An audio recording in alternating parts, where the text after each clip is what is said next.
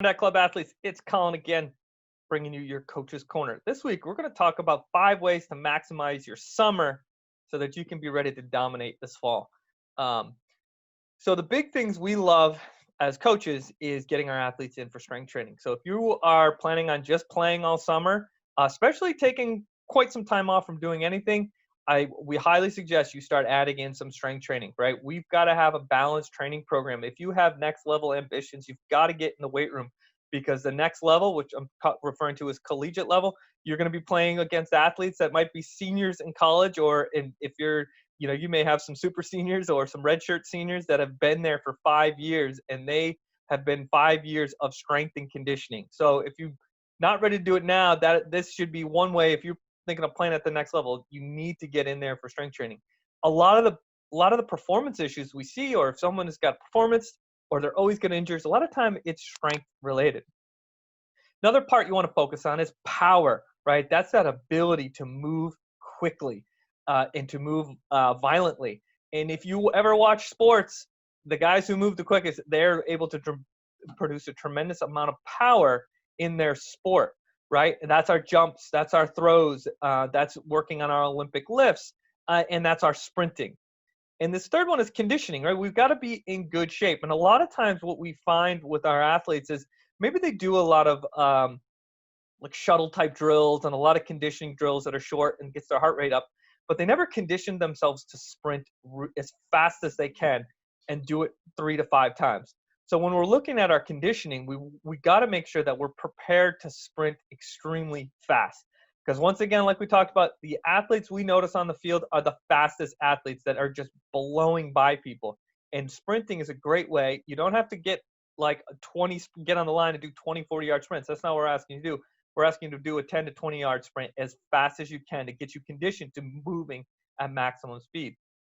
Another area we forget about is recovery, right? Recovery is so important. We can add a stimulus, and then we got to recover from that stimulus.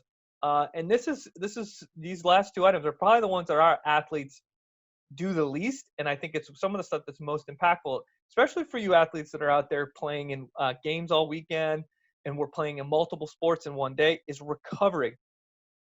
Areas of recovery that are most missed are sleep. You got to shut the phones down. You got to get sleep. If you're going into a big tournament weekend, you've got to go to sleep. I know, and this is where it comes to making sacrifices and doing the things that you've got to do in order to get to where you want to be. Your friends might be up all night texting. You got to shut it down. You've got to go to bed because you have a goal the next day, which is to perform your best and then recover from that and then perform again. Nutrition, we can talk good. I'm sure your parents have been giving you a ton of hard times about this, but nutrition is another area that we're just leaving performance on the table. You may be doing all the right things, but if your diet is terrible, you're wasting time. You're wasting a lot of the benefits that you can get, right? You can add a significant amount of performance onto what you're already doing just by eating well.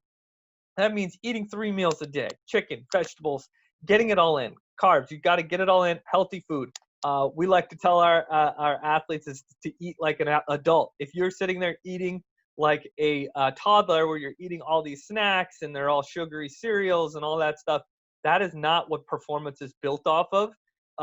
We use those to keep our kids when they're younger, keep them moving and keep them out of trouble because they always seem to be eating. You're old enough now where you've got to make some good decisions about your food, getting in the enough food, because that's a huge problem. Is most of our athletes, especially in the high school age, do not eat enough food. And there's some research that says 20% of our athletes do not eat enough to support what they're doing. So that's 3 meals, couple snacks, vegetables, fruits, wholesome food. So there you go. Those are your 5 things that you guys need to focus on. If you need help, we are going to be running a summer program this year.